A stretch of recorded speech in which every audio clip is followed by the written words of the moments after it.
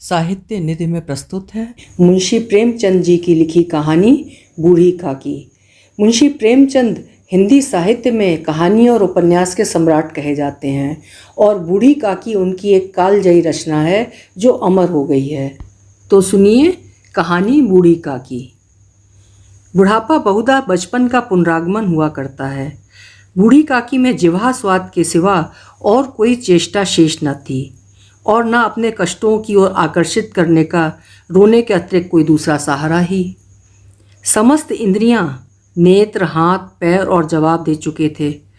पृथ्वी पर पड़ी रहती और घर वाले कोई बात उनकी इच्छा के प्रतिकूल करते, भोजन का समय टल जाता या उसका परिणाम पूर्ण न होता अथवा बाजार से कोई वस्तु आती और न मिलती तो ये रोने लगती थीं। उनका रोना सिसकना साधारण रोना न था, वे गला फाड़ फाड़ कर रोती थीं। उनके पतिदेव को स्वर्ग सिधारे कालांतर हो चुका था। बेटे तरुण हो होकर चल बसे थे। अब एक भतीजे के अलावा और कोई न था। उसी भतीजे के नाम उन्होंने अपनी सारी संपत्ति लिख दी। भतीजे ने सारी संपत्ति लिखाते समय खूब लंबे चौड़े वादे किए, किंतु वे सब वादे केवल कुली डिपो के दलालों के दिखाए हुए सब्जबाग थे। यद्यपि उस संपत्ति की वार्षिक आय 150-200 रुपये से कम न थी, तथापि बूढ़ी काकी को पेट भर भोजन भी कठिनाई से मिलता था। इसमें उनके भतीजे पंडित बुद्धिराम का अपराध था अथवा उनकी अर्धांगिनी श्रीमती रूपा का, इसका निर्णय करना सहज नहीं। बुद्धिराम स्वभाव से सज्जन थे, किंतु उसी समय तक जब तक कि उनके कोष पर आँच न आए। रूपा स्वभाव से तीव्र थी सही, पर ईश्वर से डरती थी। अतएव बूढ़ी काकी को उसकी तीव्रता उतनी न खलती थी जितनी बुद्धिराम की भलमनसाहत। बुद्धिराम को कभी कभी अपने अत्याचार का खेद होता था। विचारते कि इसी संपत्ति के कारण मैं इस समय भला मानुष बना बैठा हूँ।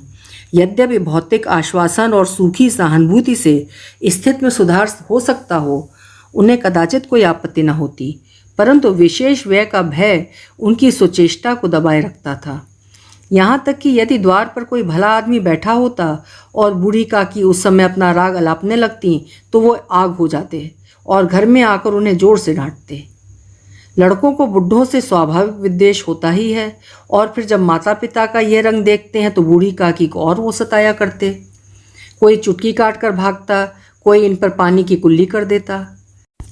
काकी चीख मार कर रोती, परंतु यह बात प्रसिद्ध थी कि वो केवल खाने के लिए रोती हैं। अतएव उनके संताप और आर्तनाद पर कोई ध्यान ही नहीं देता था। हाँ, काकी क्रोधातुर होकर बच्चों को गालियां देने लगती तो रूपा घटनास्थल पर आ पहुंचती। इस भय से काकी अपनी जिह्वा कृपाण का कदाचित ही प्रयोग करती थी। यद्यपि उपद्रव शांति का ये उपाय रोने से कहीं अधिक उपयुक्त था। संपूर्ण परिवार में यदि काकी से किसी को अनुराग था तो वो बुद्धिराम की छोटी लड़की लाडली थी। लाडली अपने दोनों भाइयों के भय से अपने हिस्से की मिठाई चबेना बूढ़ी काकी के पास बैठकर खाया करती थी। यही उसका रक्षागार था और यद्यपि काकी की शरण उनकी लोलुपता के कारण बहुत महंगी पड़ती थी, तथापि भाइयों के अन्याय से सुरक्षा कहीं सुलभ थी। तो बस यहीं इसी स्वार्थ अनुकूलता ने उन दोनों में सहानुभूति का आरोपण कर दिया था। रात का समय था। बुद्धिराम के द्वार पर शहनाई बज रही थी और गांव के बच्चों का झुंड विस्मयपूर्ण नेत्रों से गानों का रसास्वादन कर रहा था। चारपाइयों पर मेहमान विश्राम करते हुए नाइयों से मुक्कियां लगवा रहे थे। समीप खड़ा भाट वृद्धावली सुना रहा था और कुछ भावज्ञ मेहमानों की वाह वाह पर ऐसा खुश हो रहा था मानो इस वाह वाह का यथार्थ में वही अधिकारी है। दो एक अंग्रेजी पढ़े नवयुवक इन व्यवहारों से उदासीन थे। वे इस गवार मंडली में बोलना अथवा सम्मिलित होना अपनी प्रतिष्ठा के प्रतिकूल समझते थे। आज बुद्धिराम के बड़े लड़के मुखराम का तिलक आया है, ये उसी का उत्सव है। घर के भीतर स्त्रियां गा रही थीं और रूपा मेहमानों के लिए भोजन में व्यस्त थी। भट्टियों पर कढ़ा चढ़ रहे थे। एक में पूड़ियाँ कचौड़ियाँ निकल रही थीं, दूसरे में अन्य पकवान बनते थे। एक बड़े हंडे में मसालेदार तरकारी पक रही थी। घी और मसाले की क्षुधावर्धक सुगंधी चारों ओर फैली हुई थी। बूढ़ी काकी अपनी कोठरी में शोकमय विचार की भांति बैठी हुई थी। ये स्वाद मिश्रित सुगंधि उन्हें बेचैन कर रही थी। वे मन ही मन विचार कर रही थीं, संभवतः मुझे पूड़ियाँ ना मिलेंगी। इतनी देर हो गई, कोई भोजन लेकर नहीं आया। मालूम होता है सब लोग भोजन कर चुके हैं, मेरे लिए कुछ ना बचा। ये सोचकर उन्हें रोना आया, परंतु अब शकुन के भय से वो रो न सकीं। आहा, कैसी सुगंधी है! अब मुझे कौन पूछता है, जब रोटियों के ही लाले पड़े हैं तब ऐसे भाग्य कहाँ कि भर पेट पूड़ियाँ मिलें। ये विचार कर उन्हें रोना आया। कलेजे में हूक सी उठने लगी, परंतु रूपा के भय से उन्होंने फिर मौन धारण कर लिया। बूढ़ी काकी देर तक इन्हीं दुखदायक विचारों में डूबी रहीं। घी और मसालों की सुगंध रह रहकर मन को आपे से बाहर किए देती थी। मुंह में पानी भर भर आता था। पूड़ियों का स्वाद स्मरण करके हृदय में गुदगुदी होने लगती थी। किसे पुकारूं? आज लाडली बेटी भी नहीं आई। दोनों छोकरे सदा दिक किया करते हैं, आज उनका भी कहीं पता नहीं। कुछ मालूम तो होता कि क्या बन रहा है। बूढ़ी काकी की कल्पना में पूड़ियों की तस्वीर नाचने लगी। खूब लाल लाल, फूली फूली, नरम नरम होंगी। रूपा ने भली भांति भोजन किया होगा। कचौड़ियों में अजवाइन और इलायची की महक आ रही होगी। एक पूड़ी मिलती तो जरा हाथ में लेकर देखती। क्यों न चलकर कढ़ा के सामने ही बैठूं। पूड़ियाँ छन छन कर तैयार होंगी, कढ़ा से गरम गरम निकाल कर थाल में रखी जाती होंगी। फूल हम घर में भी सूंघ सकते हैं, परंतु वाटिका में कुछ और ही बात होती है। इस प्रकार निर्णय करके बूढ़ी काकी उकड़ू बैठकर हाथों के बल सरकती हुई बड़ी कठिनाई से चौखट से उतरी और धीरे धीरे रेंगती हुई कढ़ा के पास जाके बैठ गईं। यहाँ आने पर उन्हें उतना ही धैर्य हुआ जितना भूखे कुत्ते को खाने वाले के सम्मुख बैठने में होता है। रूपा उस समय कार्यभार से उद्विग्न हो रही थी। कभी इस कोठे में जाती, कभी उस कोठे में, कभी कढ़ा के पास जाती, कभी भंडार में जाती। किसी ने बाहर से आकर कहा, महाराज ठंडाई मांग रहे हैं। ठंडाई देने लगी। इतने में फिर किसी ने आकर कहा, भाट आया है, उसे कुछ दे दो। भाट के लिए सीधा निकाल रही थी कि तीसरे आदमी ने आकर पूछा, अभी भोजन तैयार होने में कितना विलंब है, जरा ढोल मजीरा उतार दो। बेचारी अकेली स्त्री दौड़ते दौड़ते व्याकुल हो रही थी, झुंझलाती थी, कुढ़ती थी, परंतु क्रोध प्रकट करने का अवसर ही न पाती थी। भय होता कहीं पड़ोसिने ये न कहने लगे कि इतने में ही उबल पड़ी। प्यास से स्वयं कंठ सूख रहा था, गर्मी के मारे फूकी जाती थी, परंतु इतना अवकाश न था कि जरा पानी भी पी ले अथवा पंखा लेकर झल ले। ये भी खटका था कि जरा आंख हटी और चीज़ों की लूट मची। इस अवस्था में उसने बूढ़ी काकी को कढ़ा के पास बैठी देखा तो जल गई। क्रोध न रुक सका। इसका भी ध्यान न रहा कि पड़ोसने बैठी हुई हैं, मन में क्या कहेंगी। पुरुषों में लोग सुनेंगे तो क्या कहेंगे। जिस प्रकार मेढक केचुए पर झपटता है, उसी प्रकार वो बूढ़ी काकी पर झपटी और उन्हें दोनों हाथों से झटक कर बोली, ऐसे पेट में आग लगे। पेट है या भाड़? कोठरी में बैठते हुए क्या दम घुटता था?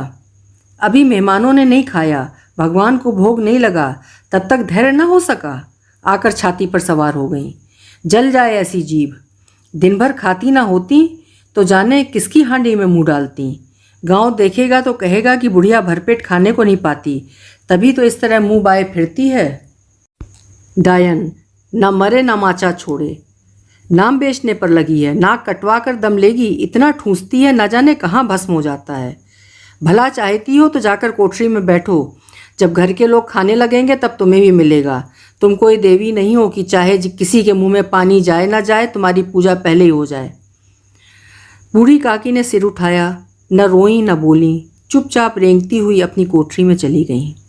आवाज़ ऐसी कठोर थी कि हृदय और मस्तिष्क की संपूर्ण शक्तियाँ, संपूर्ण विचार और संपूर्ण भार उसी ओर आकर्षित हो गए थे। नदी में जब कगार का कोई वृहद खंड कटकर गिरता है तो आसपास का जल समूह चारों ओर उसी स्थान को पूरा करने के लिए दौड़ता है। भोजन तैयार हो गया है। आंगन में पत्तलें पड़ गईं। मेहमान खाने लगे। स्त्रियों ने जेवनार गीत गाना आरंभ कर दिया। मेहमानों के नाई और सेवकगण भी उसी मंडली के साथ किंतु कुछ दूर हटकर भोजन करने बैठे थे, परंतु सभ्यता अनुसार जब तक सबके सब खा न चुकें कोई उठ नहीं सकता था। दो एक मेहमान जो कुछ पढ़े लिखे थे, सेवकों के दीर्घाहार पर झुंझला रहे थे। वे इस बंधन को व्यर्थ और बेकार की बात समझते थे। बूढ़ी काकी अपनी कोठरी में जाकर पश्चाताप कर रही थीं कि मैं कहाँ से कहाँ आ गई। उन्हें रूपा पर क्रोध नहीं था, अपनी जल्दबाजी पर दुख था। सच ही तो है, जब तक मेहमान लोग भोजन न कर चुकेंगे घर वाले कैसे खाएंगे। मुझसे इतनी देर भी न रहा गया, सबके सामने पानी उतर गया। अब जब तक कोई बुलाने नहीं आएगा मैं नहीं जाऊंगी। मन ही मन इस प्रकार का विचार कर वो बुलाने की प्रतीक्षा करने लगी, परंतु घी की रुचिकर सुवास बड़ी धैर्य परीक्षक प्रतीत हो रही थी। उन्हें एक एक पल एक एक युग के समान मालूम हो रहा था। अब पत्तल बिछ गई होगी, अब मेहमान आ गए होंगे, लोग हाथ पैर धो रहे हैं, नाई पानी दे रहा है, मालूम होता है लोग खाने बैठ गए, जेवनार गाया जा रहा है।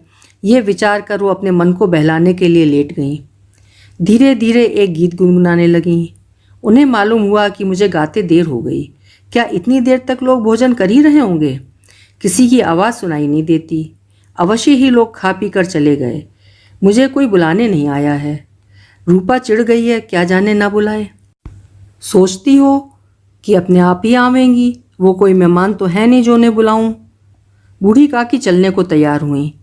ये विश्वास कि 1 मिनट में पूड़ियाँ और मसालेदार तरकारियाँ सामने आएंगी उनकी स्वादेंद्रियों को गुदगुदाने लगा। उन्होंने मन में तरह तरह के मंसूबे बांधे। पहले तरकारी से पूड़ियाँ खाऊंगी, फिर दही और शक्कर से। कचौरियाँ रायते के साथ मज़ेदार मालूम होंगी। चाहे कोई बुरा माने चाहे भला, मैं तो मांग मांग कर खाऊंगी। यही ना लोग कहेंगे कि इन्हें विचार नहीं, कहा करें। इतने दिन के बाद पूड़ियाँ मिल रही हैं तो क्या मुंह झूठा करके थोड़े ही उठ जाऊंगी। वो उकड़ू बैठकर सरकते हुए आंगन में आईं, परंतु हाय दुर्भाग्य, अभिलाषा ने अपने पुराने स्वभाव के अनुसार समय की मिथ्या कल्पना की थी। मेहमान मंडली अभी बैठी हुई थी। कोई खाकर उंगलियां चाटता था, कोई तिरछे नेत्रों से देखता था कि और लोग अभी खा रहे हैं या नहीं। कोई इस चिंता में था कि पत्तल पर पूड़ियाँ छूटी जाती हैं, किसी तरह इन्हें भीतर रख लेता। कोई दही खाकर चटकारता था, परंतु दूसरा दोना मांगते संकोच करता था कि इतने में बूढ़ी काकी रेंगती हुई उनके बीच में आ पहुंची। कई आदमी चौंक कर उठ खड़े हुए, पुकारने लगे, अरे ये बुढ़िया कौन है, यहाँ कहाँ से आ गई, देखो किसी को छू न दे। पंडित बुद्धिराम काकी को देखते ही क्रोध से तिलमिला गए। पूड़ियों का थाल लिए खड़े थे। थाल को जमीन पर पटक दिया और जिस प्रकार निर्दयी महाजन अपने किसी बेईमान और भगोड़े कर्जदार को देखते ही उसका टेटुआ पकड़ लेता है, उसी तरह लपक कर उन्होंने काकी के दोनों हाथ पकड़े और घसीटते हुए लाकर उन्हें अंधेरी कोठरी में धम्म से पटक दिया। आशा रूपी वाटिका लू के एक झोंके में विनष्ट हो गई। मेहमानों ने भोजन किया, घर वालों ने भोजन किया, बाजे वाले, धोबी, चमार, कहार सभी भोजन कर चुके, परंतु बूढ़ी काकी को किसी ने न पूछा। बुद्धिराम और रूपा दोनों ही बूढ़ी काकी को उनकी निर्लज्जता के लिए दंड देने का निश्चय कर चुके थे। उनके बुढ़ापे पर, दीनता पर, हतज्ञान पर किसी को करुणा न आई थी। अकेली लाडली उनके लिए कुढ़ रही थी। लाडली को काकी से अत्यंत प्रेम था। बेचारी भोली लड़की थी। बाल विनोद और चंचलता की उसमें गंध तक न थी। दोनों बार जब उसके माता पिता ने काकी को निर्दयता से घसीटा तो लाडली का हृदय ऐंठ कर रह गया। वो झुंझला रही थी कि हम लोग काकी को क्यों बहुत सी पूड़ियाँ नहीं देते। क्या मेहमान सबकी सब खा जाएंगे? और यदि काकी ने मेहमानों से पहले खा लिया तो क्या बिगड़ जाएगा? वो काकी के पास जाकर उन्हें धैर्य देना चाहती थी, परंतु माता के भय से न जाती थी। उसने अपने हिस्से की पूड़ियाँ बिल्कुल न खाई थीं, अपनी गुड़िया की पिटारी में बंद करके रखी थीं। उन पूड़ियों को काकी के पास ले जाना चाहती थी। उसका हृदय अधीर हो रहा था। बूढ़ी काकी मेरी बात सुनते ही उठ बैठेंगी, पूड़ियाँ देखकर कैसी प्रसन्न होंगी, मुझे खूब प्यार करेंगी। रात को 11 बज गए थे। रूपा आंगन में पड़ी सो रही थी। लाडली की आंखों में नींद न आती थी। काकी को पूड़ियाँ खिलाने की खुशी उसे सोने न देती थी। उसने गुड़ियों की पिटारी सामने रखी थी। जब विश्वास हो गया कि अम्मा सो रही हैं तो वो चुपके से उठी और विचारने लगी, कैसे चलूं? चारों ओर अंधेरा था। केवल चूल्हों में आग चमक रही थी और चूल्हों के पास एक कुत्ता लेटा हुआ था। लाडली की दृष्टि सामने वाले नीम पर गई। उसे मालूम हुआ कि उस पर हनुमान जी बैठे हुए हैं। उनकी पूंछ, उनकी गदा वो स्पष्ट दिखलाई दे रही थी। मारे भय के उसने आंखें बंद कर लीं। इतने में कुत्ता उठ बैठा। लाडली को ढाढ़स हुआ। कई सोए हुए मनुष्यों के बदले एक भागता हुआ कुत्ता उसके लिए अधिक धैर्य का कारण हुआ।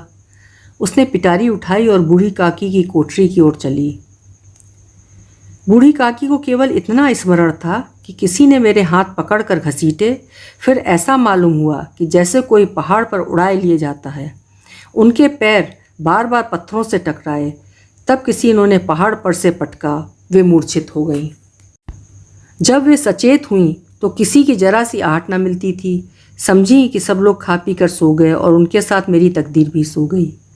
रात कैसे कटेगी राम, क्या खाऊं? पेट में अग्नि धधक रही है। हाँ, किसी ने मेरी सुधि न ली। क्या मेरा पेट काटने से धन जुड़ जाएगा? इन लोगों को इतनी भी दया नहीं आती कि ना जाने बुढ़िया कब मर जाए, उसका जी क्यों दुखावे। मैं पेट की रोटियां ही खाती हूँ कि और कुछ। इस पर यह हाल, मैं अंधी अपाहिज ठहरी, ना कुछ सुनूं ना बूझूं। यदि आंगन में चली गई तो क्या बुद्धिराम से इतना कहते ना बनता था कि काकी अभी लोग खाना खा रहे हैं, फिर आना। मुझे घसीटा पटका। उन्हीं पूड़ियों के लिए रूपा ने सबके सामने गालियां दी। उन्हीं पूड़ियों के लिए इतनी दुर्गति करने पर भी उनका पत्थर का कलेजा न पसीजा। सबको खिलाया, मेरी बात तक न पूछी। जब तभी ना दी तो अब क्या देंगे, ये विचार कर काकी निराशा में संतोष के साथ लेट गईं। ग्लानि से गला भर भर आता था, परंतु मेहमानों के भय से रोती न थीं। सहसा कानों में आवाज़ आई, काकी उठो, मैं पूड़ियाँ लाई हूँ। काकी ने लाडली की बोली पहचानी, चटपट उठ बैठी। दोनों हाथों से लाडली को टटोला और उसे गोद में बिठा लिया। लाडली ने पूड़ियाँ निकाल कर दी। काकी ने पूछा, क्या तुम्हारी अम्मा ने दी हैं? लाडली ने कहा, नहीं, ये मेरे हिस्से की हैं। काकी पूड़ियों पर टूट पड़ी। 5 मिनट में पिटारी खाली हो गई। लाडली ने पूछा, काकी पेट भर गया? जैसे थोड़ी सी वर्षा ठंडक के स्थान पर और भी गर्मी पैदा कर देती है, उस भांति इन थोड़ी सी पूड़ियों ने काकी की क्षुधा और इच्छा को और उत्तेजित कर दिया। बोली, नहीं बेटी, जाकर अम्मा से और मांग लाओ। लाडली ने कहा, अम्मा सोती हैं, जगाऊंगी तो मारेंगी। काकी ने पिटारी को फिर टटोला। उसमें कुछ खुरचन गिरी थी, बार बार होंठ चाटती थीं, चटकारे भरती थीं। हृदय मसोस रहा था कि पूड़ियाँ और कैसे पाऊं। संतोष सेतु जब टूट जाता है तब इच्छा का बहाव अपरिमित हो जाता है। मतवालों को मद का स्मरण करना उन्हें मदान्ध बनाता है। काकी का अधीर मन इच्छाओं के प्रबल प्रवाह में बह गया। उचित और अनुचित का विचार जाता रहा। वे कुछ देर तक उस इच्छा को रोकती नहीं। सहसा लाडली से बोली, मेरा हाथ पकड़कर वहाँ ले चलो जहाँ मेहमानों ने बैठकर भोजन किया है। लाडली उनका अभिप्राय न समझ सकी। उसने काकी का हाथ पकड़ा और ले जाकर जूठे पत्तलों के पास बिठा दिया। दीन, क्षुधातुर, हत ज्ञान बुढ़िया पत्तलों से पूड़ियों के टुकड़े चुन चुन कर भक्षण करने लगी। ओह, दही कितना स्वादिष्ट था, कचौड़ियाँ कितनी सलोनी, खस्ता और कितनी सुकोमल। काकी बुद्धिहीन होते हुए भी इतना जानती थीं कि मैं वो काम कर रही हूँ जो मुझे कदापि न करना चाहिए। मैं दूसरों की झूठी पत्तल चाट रही हूँ। परंतु बुढ़ापा तृष्णा रोग का अंतिम समय है, जब संपूर्ण इच्छाएं एक ही केंद्र पर आ लगती हैं। बूढ़ी काकी में ये केंद्र उनकी स्वादेंद्रियाँ थीं। ठीक उसी समय रूपा की आंख खुली। उसे मालूम हुआ कि लाडली मेरे पास नहीं है। वो चौंकी, चारपाई के इधर उधर ताकने लगी कि कहीं नीचे तो नहीं गिर पड़ी। उसे वहां न पाकर वो उठी तो देखती क्या है कि लाडली जूठे पत्तलों के पास चुपचाप खड़ी है और बूढ़ी काकी पत्तलों पर से पूड़ियों के टुकड़े उठा उठा कर खा रही हैं। रूपा का हृदय सन्न हो गया। किसी गाय की गर्दन पर छुरी चलते देखकर जो अवस्था उसकी होती, वही उस समय हुई। एक ब्राह्मणी दूसरों की जूठी पत्तल टटोले, इससे अधिक शोकमय दृश्य असंभव था। पूड़ियों के कुछ ग्रास के लिए उसकी चचेरी सास ऐसा निष्कृष्ट कर्म कर रही है। ये वो दृश्य था जिसे देखकर देखने वालों के हृदय कांप उठते हैं। ऐसा प्रतीत होता मानो जमीन रुक गई, आसमान चक्कर खा रहा है, संसार पर कोई आपत्ति आने वाली है। रूपा को क्रोध न आया। शोक के सम्मुख क्रोध कहाँ? करुणा और भय से उसकी आंखें भर आईं। इस अधर्म का भागी कौन है? उसने सच्चे हृदय से गगन मंडल की ओर हाथ उठाकर कहा, परमात्मा, मेरे बच्चों पर दया करो। इस अधर्म का दंड मुझे मत दो, नहीं तो मेरा सत्यानाश हो जाएगा। रूपा को अपनी स्वार्थपरता और अन्याय इस प्रकार प्रत्यक्ष रूप में कभी न दिख पड़ी थी। वो सोचने लगी, हाय, मैं कितनी निर्दय हूँ। जिसकी संपत्ति से मुझे 200 रुपये आय हो रही है, उसकी ऐसी दुर्गति, और मेरे कारण। हे दया में भगवान, मुझसे बड़ी भारी चूक हुई है, मुझे क्षमा करो। आज मेरे बेटे का तिलक था, सैकड़ों मनुष्यों ने भोजन पाया, मैं उनके इशारों की दासी बनी रही, अपने नाम के लिए सैकड़ों रुपए व्यय कर दिए, परंतु जिसकी बदौलत हजारों रुपए खाए, उसे इस उत्सव में भी भरपेट भोजन न दे सकी, केवल इसी कारण तो कि वो वृद्धा असहाय है। रूपा ने दिया जलाया, अपने भंडार का द्वार खोला और एक थाली में संपूर्ण सामग्रियां सजाकर बूढ़ी काकी की ओर चली। आधी रात जा चुकी थी, आकाश पर तारों के थाल सजे हुए थे और उन पर बैठे हुए देवगण स्वर्गीय पदार्थ सजा रहे थे, परंतु उसमें किसी को वो परमानंद प्राप्त न हो सकता था जो बूढ़ी काकी को अपने सम्मुख थाल देखकर प्राप्त हुआ। रूपा ने कंठारुद्ध स्वर में कहा, काकी उठो, भोजन कर लो। मुझसे आज बड़ी भूल हुई, उसका बुरा ना मानना। परमात्मा से प्रार्थना कर दो कि वो मेरा अपराध क्षमा कर दें। भोले भोले बच्चों की भांति जो मिठाइयाँ पाकर मार और तिरस्कार सब भूल जाता है, बूढ़ी काकी वैसे ही सब भुलाकर बैठी हुई खाना खा रही थीं। उनके एक एक रोए से सच्ची सदिच्छाएं निकल रही थीं और रूपा बैठी स्वर्गीय दृश्य का आनंद लेने में निमग्न थी। अभी आप सुन रहे थे मुंशी प्रेमचंद जी की लिखी हुई कहानी बूढ़ी काकी।